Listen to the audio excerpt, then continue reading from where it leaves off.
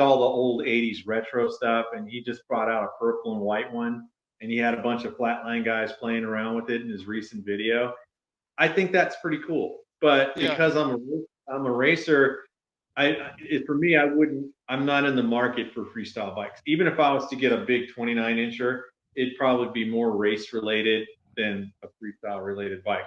I just never was my thing, you Yeah, know. yeah. I had one of my good scores. I scored a performer really cheap from my buddy in the Marine Corps. And Yeah. if you're, anybody that wants to watch that video, it's on my channel. Um, it's one of my scores. It's a Malibu blue performer. I think it's an 86. You could go to my channel, check it out, and you'll hear the story about how I almost got screwed out of that bike. But yeah, dude, freestyle, it's a totally different animal. Those guys are crazy. What I don't like is when they over restore the bikes, man. Like, I don't know. Have you ever seen this guy Duro the Bird or Duro the Herd or something on Instagram? Have you seen this guy?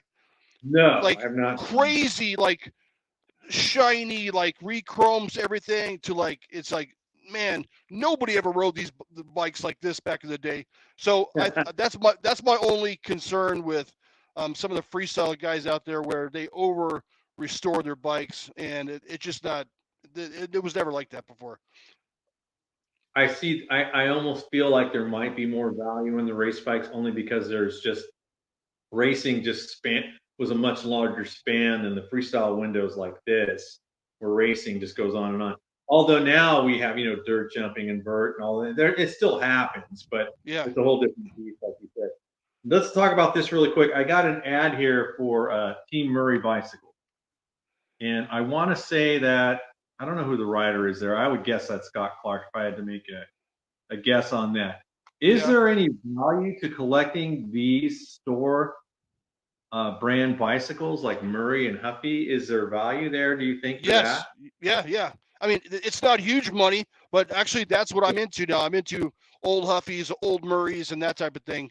And actually, I sold my old Huffy to Mike Miranda before Dirty Fest, and it was a monoshock, and I love monoshocks. So yeah, there are people out there that collect those things, and there is some money in that. And so yeah, I like the old Murray. I mean, before, when I first started, no one wants a Murray, right? Dude, fuck that Murray. I don't want that Murray. But yeah, there's some guys that collect Murrays out there. Yeah, I would think there's a market for everything because let's face it, not everybody raced, but everybody rode bicycles. So if you get something that reminds me of your childhood, it could be a Murray, it could be a Pro Thunder or whatever it was. I personally. I'm sorry. Go ahead. No, go ahead. Go ahead.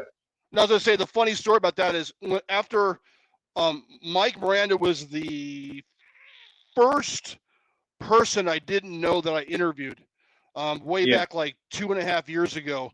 And I reached out to him, and he was gracious enough to come on the podcast. He was it was like a month before the first Dirty Fest. And I interviewed him, and then the next day I had my Huffy monoshock on offer up for like a year, and no one wanted it. And then the very next day after I interviewed him, he sent me a message saying, "Hey, dude, I want to buy your Huffy." So funny part about it is, and then I after I sold it to him, I had regrets. I was like, "Oh man, I don't want to sell it, man. I don't want to sell it. Are you sure you want to buy this thing?" So yeah, my Huffy monoshock ended up with Mike Miranda. And so, anyways, that's my shock story. Collectible bikes that I've let go is definitely something I revisited my mind a lot. Because I had my original Skyway, I had an early '80s PK Ripper. I really wish I would have kept that one. I did a lot of racing on that one. My RO RS1, I wish I would have kept that. And the list just kind of goes on and on. Just stuff, the things that we thought just didn't have any value to us anymore. We just either sold it cheap or traded it off or even gave stuff away. I had a CW24, I had a CW20. I've had a bunch of different bikes that I go, man, if I would have just only held on to that. We didn't know. We had no idea. A funny Murray story.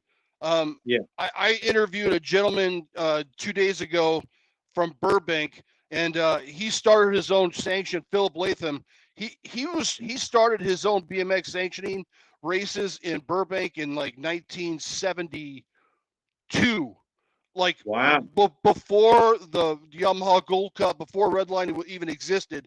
And he told me a story about Murray found out about his races, and they approached him and they wanted to give him $10,000 to sponsor the races. And Wow. this is before Murray even made a BMX bike. They were making 10 speeds. And he told me, nah, man, I didn't want to sell out. We didn't want to take the money. I'm all, you're crazy, dude. Well, you should have took the money. Murray probably went over to Scott Breithaupt and gave him the money. But can you imagine? He was 15. He was 15 years old, and he was running his own races in the Burbank foothills. And he told Murray to stuff their $10,000. What a stud! Wow.